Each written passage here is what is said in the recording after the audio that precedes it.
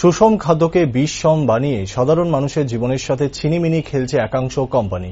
সয়াবিনের নামে সাধারণ মানুষকে যা খাওয়াচ্ছে কিং সোয়া নামক কোম্পানি তার চিন্তার বাইরে। কি রহস্য লুকিয়ে আছে এই সোয়া কোম্পানিতে, জানুন বিস্তারিত। সরকার বিভিন্ন ঋণের মাধ্যমে বেকার যুবক অংশকে স্বনির্ভর করে তোলার আপ্রাণ চেষ্টা চালিয়ে যাচ্ছে। সরকারি সহায়তাকে পুঁজি করে অনেকেই ক্ষুদ্র শিল্প তৈরি করে স্বাবলম্বনের দিকে এগিয়ে যাচ্ছেন, এটাও বাস্তব। কিন্তু একটি অংশ অসৎ উপায়ে বাণিজ্য চালিয়ে সরকারের সেই সুনামকে দুর্নামের ভাগিদার করার অপচেষ্টা করছে। ক্ষুদ্র শিল্পের নাম করে সাধারণ মানুষের জীবন নিয়ে ছিনিমিনি খেলতেও দ্বিধাবোধ করে না। খাদ্য সামগ্রীর তালিকায় সয়াবিন আমাদের অন্যতম প্রধান খাদ্য হিসেবে পরিচিত। তাই সয়াবিনকে কেন্দ্র করে রাজ্যের ক্ষুদ্র মাঝারি শিল্পের একটি অন্যতম দৃষ্টান্ত প্রতিষ্ঠিত হয়েছে বহু বছর ধরে। কিন্তু এখনো কিছু কোম্পানি রয়েছে যারা গুণমানের দিকে একেবারে নজর না দিয়ে এই অন্যতম প্রধান সুষম খাদ্যকে অখাদ্য হিসেবে পরিবেশন করছে, যার নজির এবারে এলো জনসমক্ষে। সম্প্রতি ফটিকরাই বিধানসভা কেন্দ্রের জনৈক ব্যক্তি নিজের বাড়ির জন্য সয়াবিন প্যাকেট কিনে নিয়ে যান বাড়িতে। কিং সোয়া নামক ওই সয়াবিনের প্যাকেট খুলতে চক্ষু চড়ক গাছ বনে যায় ওই পরিবারের সদস্যদের।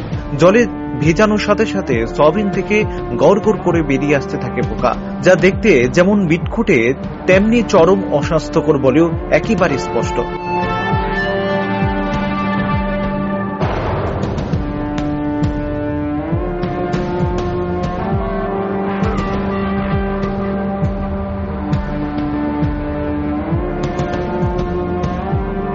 অস্বাস্থ্যকর এবং পোকা ধরা এই সয়াবিন কিভাবে কোম্পানির তরফে রাজ্যের সর্বত্র বিক্রি করা হলো তা নিয়ে ক্রমশ জাগছে প্রশ্ন।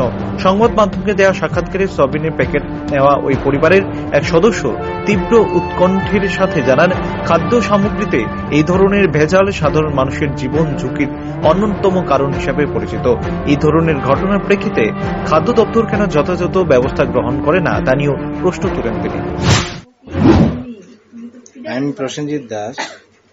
গত 11 তারিখ মঙ্গলবারে আমি দোকান থেকে 2টা সয়াবিনের প্যাকেট আনার পরে বাড়িতে রান্না করার আগে যারা রান্না করে তারা সয়াবিনের একটা প্যাকেট ভিজায় জলে। ভিজানোর পরে কালো কালো হয়ে গেছে সয়াবিন। তারপরে আরেকটা প্যাকেটও ভিজানো হয়েছে। ভিজানোর পরে দেখি সেম কালো কালো, আর সয়াবিন থেকে কালো ছোট ছোট পোকা বার হইতেছে। তো আমি দেখে অনেকটাই অবাক হয়ে গেলাম। তারপরে এই যে সয়াবিনটা, এই প্যাকেটটা আনছি কিং সোয়া।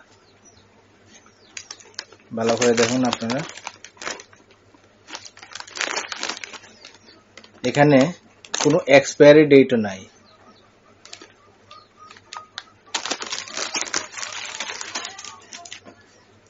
আমি ভাবলাম এটা তো হেলথের জন্য খুব খারাপ, তো একটা স্টেপ তো নেওয়ার দরকার, তাই আমি এই স্টেপটা নিলাম।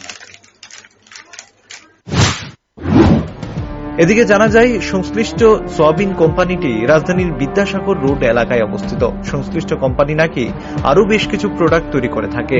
এই সমস্ত প্রোডাক্টের গুণমান যে কি ধরনের হতে পারে তা এই সয়াবিন দেখলে অনুমেয়। তবে এই ধরনের বইফুল কোম্পানির বিরুদ্ধে প্রশাসনের তরফে কি ব্যবস্থা গ্রহণ করা হয় সেদিকে তাকিয়ে গোটা রাজ্যের মানুষ। Bureau report, rising Tripura.